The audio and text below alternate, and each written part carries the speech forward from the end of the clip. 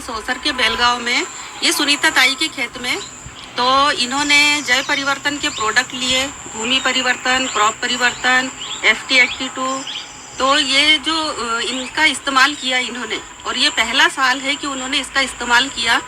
और इन्होंने थोड़ा सा ही रासायनिक खाद यूज़ किया था, और उसके बाद में जय परिवर्तन के ये जो प्रोडक्ट यूज़ किए इन्होंने 4 अगस्त को जो स्प्रे किया है, उसके बाद में 15 अगस्त को ये झाड़ों पे देखिए आप लोग फूल आ गए, जबकि बिना पानी का है ये।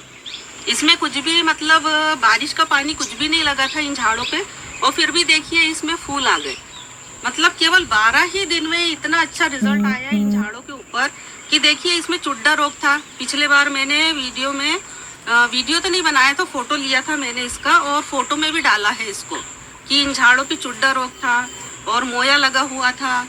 तो स्पष्ट दिख रहा था कि मतलब ये झाड़ बिल्कुल मुरझाए जैसे दिख रहे थे, इसमें कोई उतनी जान नहीं थी।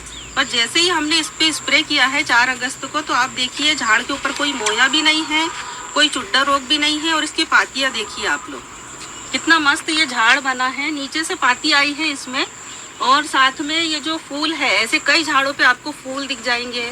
अब जितने फूल लगेंगे उतने तो फल लगना ही लगना है।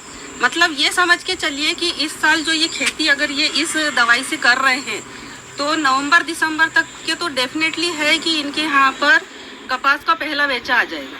मतलब ये दवाई से इनको 3 वेचे ज़्यादा निकलेंगे, और वो भी बिना पानी के। इनको 2 पानी अगर कम भी मिलता है इन झाड़ों को, तो भी मतलब इनका जो है अच्छा उत्पादन निकलेगा। तन की दवाई नहीं है, एक अमृत है जो किसान लोगों को डेफिनेटली हमेशा यूज़ करना चाहिए अपने खेतों में। क्योंकि इससे क्या होगा कि एक तो उनके पैसे की बचत होगी, दूसरा इनका समय बचेगा। क्योंकि क्या होता है, किसान लोग हमेशा यूरिया, फास्फेट, DAP लेकर के आते हैं और अपने खेतों में छिड़काव करते हैं। उनको मजदूरी भी ज़्यादा लगती है, पैसे की लागत भी ज़्यादा लगती है। अभी एक भैया है जोबनी में, मैंने उनको पिछले साल डेमो के लिए दवाई दी थी, उसके बाद भी उन्होंने यूरिया लेकर के आए, और यूरिया की बोरी उनके पैर पे गिर गई। अब उनका पैर टूट गया। तो मैंने बोली भैया आप इसको क्यों इस्तेमाल कर रहे हो यूरिया को, अपना पैर भी तोड़वा रहे हो और सिर भी फुड़वा रहे हो। भाई आपको जब मैंने ये दवाई बताई हो तो इसका इस्तेमाल करिए आप। और ये बताइए कि जब ये अमृत के समान दवाई है और आप जा के केमिकल की दवाइयाँ लेके आ रहे हैं और उसको इस्तेमाल कर रहे हैं, क्या कभी कोई केमिकल की दुकान वाला आकर के आपकी खेत में देखता है कि आपने जो ये रासायनिक दवाइयाँ मेरे पास की डाली है तो इसका रिजल्ट कितना आया है करके? कभी भी कोई भी नहीं आएगा आपके यहाँ खेतों में देखने के लिए, और ना ही दवाइयाँ देने के लिए। हम लोग क्या है कि जो कंपनी वाले रहते हैं, जो प्रोडक्ट वाले रहते हैं, केवल वो ही लोग आकर के आपको ये सारी चीज़ें सजेस्ट करते हैं। तो किसानों के दिमाग में रासायनिक केमिकल भरा हुआ है, वो जो कभी निकलता नहीं है।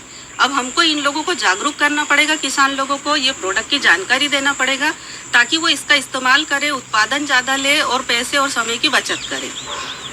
तो मैडम आपको कैसा लगा? आप खुश हो अभी ये दवाई का इस्तेमाल करके? आप हमेशा इसका इस्तेमाल करोगे? हाँ, हमेशा। चलो तो आज अपन एक वादा करते हैं, कसम खाते हैं, हाथ आगे कर दो। हम ये कसम खाते हैं कि, बोलो ना।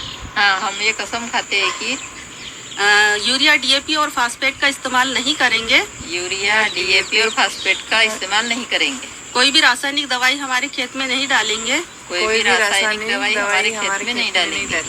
क्योंकि ये जो दवाई हमको आज उपलब्ध हुई है, ये जो दवाई हमको आज उपलब्ध हुई है, इसी का हमेशा इस्तेमाल करेंगे। इसी का हमेशा इस्तेमाल करेंगे।